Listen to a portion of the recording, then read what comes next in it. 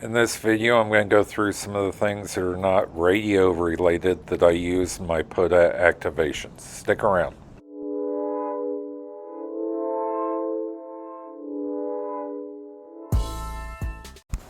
So for my POTA activations, I like to go out camping at the state park, stay overnight, try to activate over a couple different days. It's pretty easy. Central time zone, because you can operate up till I think it's 7 p.m. and then anything after 7 p.m. starts a new day.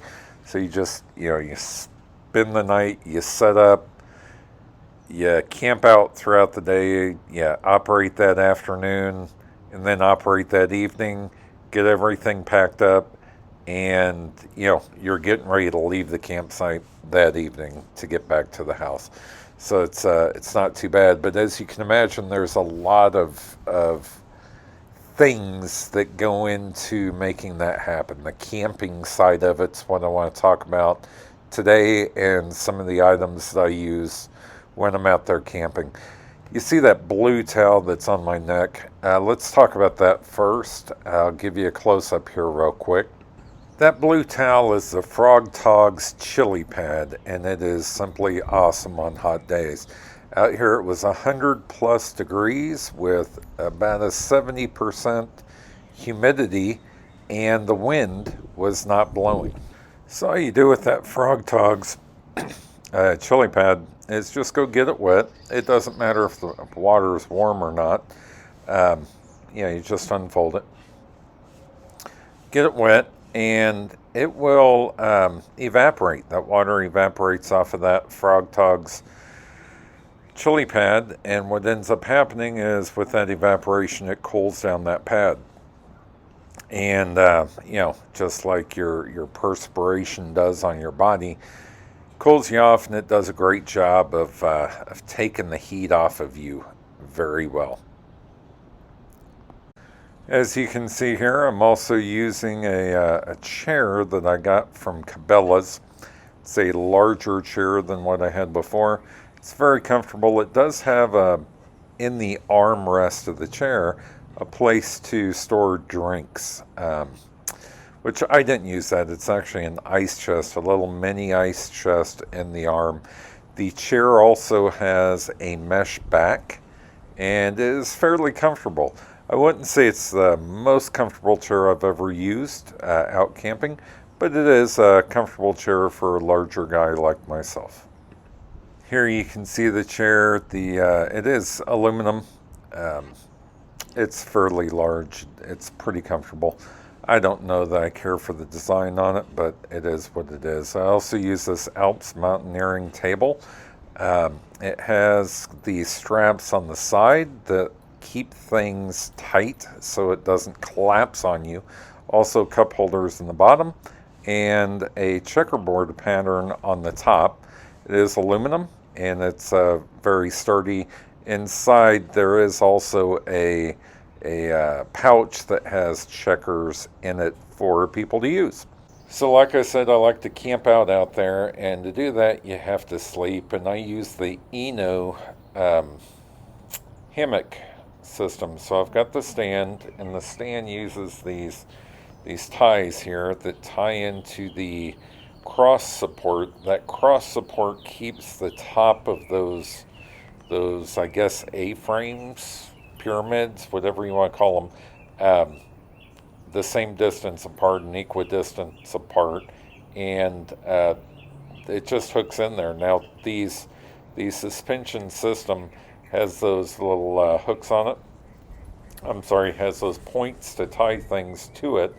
And then you also, I have the Guardian bug net just to keep myself from getting eaten up at night. The Guardian bug net does block some wind, but it's nice to prevent bugs from getting in there.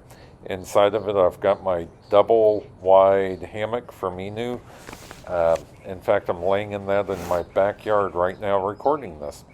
Now, hammock produces this pretty cool blanket, and I use it to go underneath my knees, or or to stay warm. But the outside of this blanket is waterproof. The inside of the blanket is this nice nice material. It's kind of like a, I don't know, fleece type thing, and it holds heat in real well.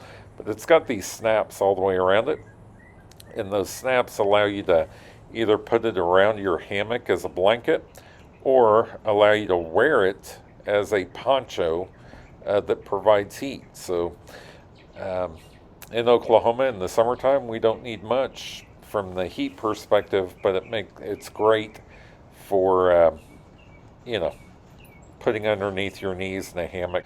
So as you can see here, I wear a long shirt that rolls up. It's a let's see, AKG.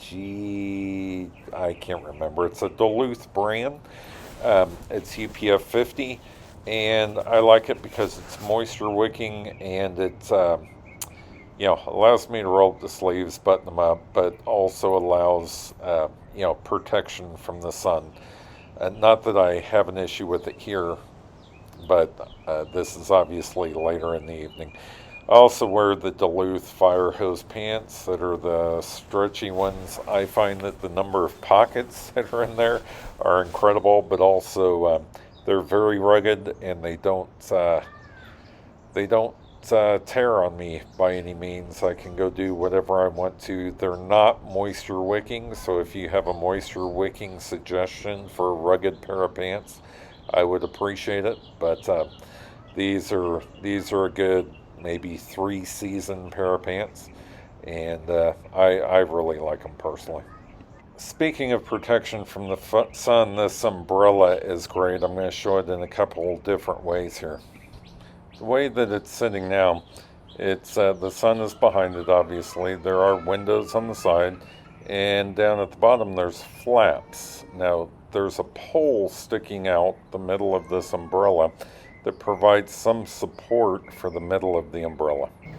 And to give you an idea of just the size of the umbrella, that's me sitting there being shielded from the UPF 50 on the umbrella and the UPF 50 on my shirt, and sitting at a little table that folds out. So all in all, it's not a bad setup. You can open those windows to allow some air to come through, and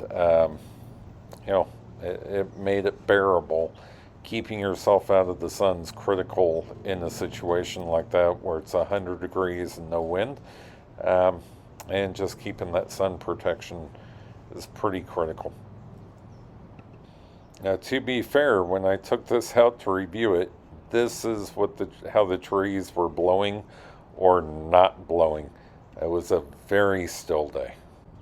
And as the afternoon came around, and the sun got straight up and down, you are able to stand the antenna up and use a couple of tie downs that are on that antenna to allow that wind, the little bit of wind that there was, to blow through and cool you off a little bit. So I did end up activating the parks. There were 2 of them simultaneously, a twofer, Parks on the Air, and it was fun. I made, 23-ish contacts each day, 25, somewhere in there. Spoke to a lot of people from all over the place. I was able to go coast to coast, so I was hitting Washington, D.C. and L.A., California. It was a lot of fun. Enjoyed myself quite a bit, and it was also fun to test out this gear and see if there's anything that wasn't going to work out for me. There is a lot of gear that I have not reviewed or talked about, and I'll do those over the next couple weeks. I am planning on going to Sequoia State Park here in about 3 weeks, and that's up near Fort Gibson, Oklahoma, a little ways away from Tulsa, but not too far. But I'll be activating there on, I think it's the 23rd-ish, somewhere around there, and I'll be reviewing some gear while I'm up there. I don't plan on camping. I'll be staying in a cabin with the family wife and grandkids all want to go to that one. So we're going to go up there and spend some time together. And I've got a cabin that I can activate right off the back of. So anyway, if you have any questions about any of the gear that's not radio related, let me know. I'll be happy to let you know what I think about it. All the radio gear I will be doing a review of here shortly. I really like the setup that I have. The only thing that I can say is putting it into a Go Box type configuration would be pretty cool. But that's about it. Thanks for watching 73. Have a great day and stay safe.